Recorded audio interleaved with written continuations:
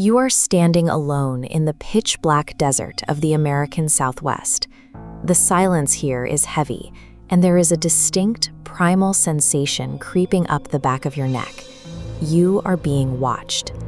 Stories from the region tell of something that can match the speed of a car accelerating down an empty highway.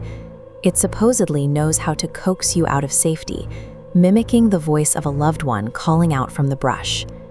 Online communities have latched onto these descriptions, turning the myth into a viral obsession.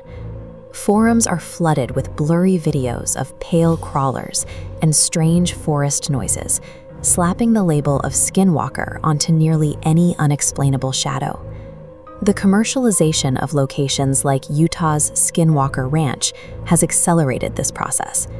The lore has been stripped of its original context and lumped into a generic catch-all for UFO sightings and cryptid mysteries. For many Dine, this flood of misinformation serves a specific purpose.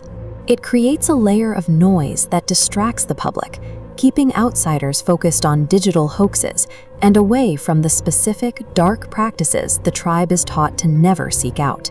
In the Navajo tradition, the correct term is Yi-Nald Loshi, meaning with it, he goes on all fours. This is no undiscovered animal species. It is a human being practicing a deeply wicked form of magic. You will rarely find a Navajo person willing to discuss them. They abide by a strict cultural rule of omission. Speaking the name aloud, or even acknowledging their existence, is believed to actively invite the entity into your life. Western pop culture treats this threat as casual entertainment.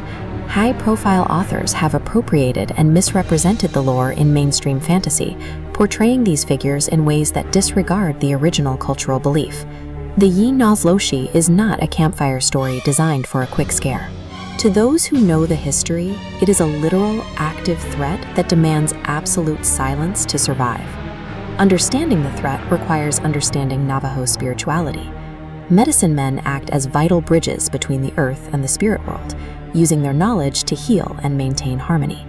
That same knowledge can be inverted. The witchery way is a path taken when a respected spiritual healer chooses to corrupt their power for evil. The price of this transformation is absolute. To complete the initiation, the individual must commit the ritualized murder of a sibling or a close relative. They adopt pelts of predators, wolves, bears, or coyotes, to harness the physical traits of these animals to carry out their malice. The disguise often fails in the dark. If illuminated, their eyes do not reflect light like a wild animal's. They possess human eyes that glow bright red. Their primary hunting method is psychological. They use perfect vocal mimicry to imitate a crying child or a relative in distress, baiting targets out of their secure homes. Those living in isolated areas describe sustained auditory harassment. The entities knock on windows, bang against exterior walls, and scrape claws across the roof in the dead of night. A skinwalker's greatest advantage is not its speed, but its ability to systematically dismantle a victim's sanity through terror and sustained psychological torment. In 1864, the U.S. government forced the Navajo onto a 300-mile death march to the Bosque Redondo camps, the Long Walk. Facing contaminated water and failed crops, the population suffered mass death. Many believed their gods had truly abandoned them. In this spiritual void, paranoia took root. The breakdown of societal harmony created an environment where many believed evil witches were thriving unchallenged by the divine.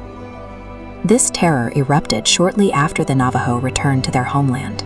In the Navajo Witch Purge of 1878, 40 suspected witches were executed in a desperate bid to restore balance to the tribe. The trauma of the Long Walk transformed the Skinwalker into a permanent part of the cultural landscape, a way to name the despair and betrayal they felt while watching their people perish in the camps. Today, the Navajo Nation spans thousands of square miles of isolated desert. While internet sleuths express a persistent desire to hunt down these legends, the local population maintains strict avoidance. The taboo operates on a terrifying mechanic. Actively seeking them out, or showing disrespect for the balance of nature, functions as a supernatural beacon.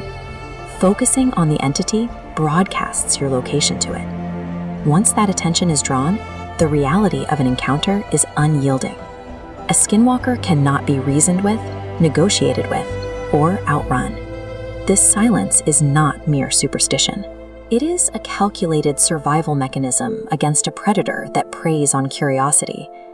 Digital folklore relies on monsters that can be categorized and understood, entities with established rules and predictable behaviors.